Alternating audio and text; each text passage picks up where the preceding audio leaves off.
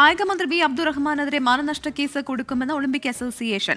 കായിക സംഘടനകൾ സർക്കാർ ഫണ്ട് വാങ്ങി പുട്ടടിച്ചുവെന്ന പ്രസ്താവന പ്രതിഷേധാർഹമാണെന്ന് ഒളിമ്പിക് അസോസിയേഷന്റെ വാർത്താക്കുറിപ്പിൽ വിമർശിക്കുന്നു. കായിക മന്ത്രിക്ക് ചേരാത്ത പ്രസ്താവനയാണ് ഇതെന്നും മന്ത്രി പ്രസ്താവന തിരുത്തണമെന്നും ഒളിമ്പിക് അസോസിയേഷൻ ആവശ്യപ്പെട്ടു. MG പ്രതീഷ് തിരുവനന്തപുരത്ത് നിന്ന് ചേരുകയാണ്. പ്രതീഷ്, ഇതിപ്പോൾ കൂടുതൽ പ്രശ്നത്തിലേക്ക് കടക്കുകയാണല്ലോ. അങ്ങനെയെങ്കിൽ മാനനഷ്ട കേസ് ഉൾപ്പെടെ നൽകാനുള്ള സാധ്യത എത്രത്തോളം ഉണ്ട്? മന്ത്രി ഇത് തിരുത്തണമെന്നുള്ള ആവശ്യത്തിൽ ഉറച്ചു നിൽക്കുകയാണോ ഇവർ? പ്രവിധ സൂചിപ്പിച്ചതുപോലെ തന്നെ കായിക മന്ത്രിയും ഒളിമ്പിക് അസോസിയേഷനും തമ്മിലുള്ള പോര് കടുക്കുകയാണ്. കാരണം മന്ത്രിക്കെതിരെ നിയമ നടപടി സ്വീകരിക്കുമെന്ന ആ ഒരു ഘട്ടത്തിൽ ഇപ്പോൾ അസോസിയേഷൻ എത്തി നിൽക്കുന്നു എന്നതാണ് ഏറ്റവും പ്രധാനപ്പെട്ട കാര്യം.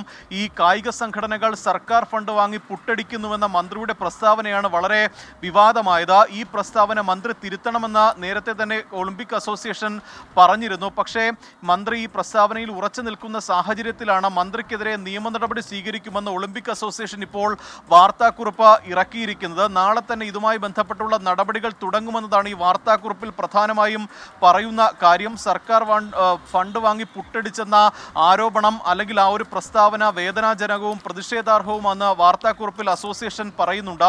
ഈ ദേശീയ ചാമ്പ്യൻഷിപ്പിൽ പങ്കെടുത്ത കുട്ടികൾക്ക് ഈ വാടകയോ അല്ലെങ്കിൽ ഭക്ഷണത്തിന് പോലുമോ ₹1 പോലും സർക്കാർ അല്ലെങ്കിൽ കായിക വകുപ്പ് ഫണ്ട് നൽകിയില്ല എന്ന് പ്രധാനമായും ഇതിൽ ചൂണ്ടിക്കാണിക്കുന്നു ആരോപണമായി.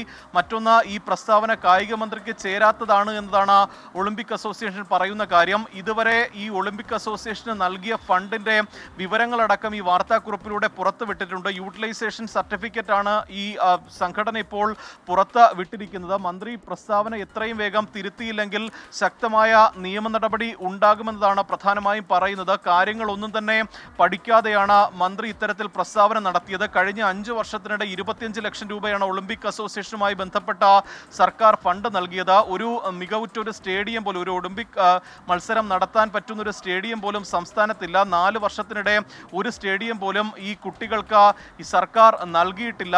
ആകെ നിലവിലുള്ള ഒരു ആസ്ട്രോ സ്റ്റേഡിയം ഒരു നശീകരണത്തിന്റെ അല്ലെങ്കിൽ ഒരു നശിച്ച അവസ്ഥയിലാണ്. ഇത് നവീകരിക്കുന്നതിന് പോലും സർക്കാർ ഇടപെടുന്നില്ല അല്ലെങ്കിൽ കായിക വകുപ്പ് ഇടപെടുന്നില്ല എന്നുള്ള ആരോപണം കൂടി ഈ വാർത്താക്കുറിപ്പിൽ പറയുന്നുണ്ട്. എന്തായാലും ഈ മന്ത്രിയുടെയും ഒളിമ്പിക് അസോസിയേഷന്റെയും ആ നിലപാടിൽ ഇരുകൂട്ടരും ഉറച്ചു നിൽക്കുകയാണ്. ഒപ്പം മന്ത്രിക്കെതിരെ ശക്തമായ നിയമ നടപടിയിലേക്ക് കൂടി പോകുന്നുവെന്ന് ഒളിമ്പിക് അസോസിയേഷനും ഇപ്പോൾ തീരുമാനിച്ചിരിക്കുന്നു. പ്രവിധ, ശരി, പ്രതീക്ഷാണ് വിവരങ്ങൾ നൽകിയത്.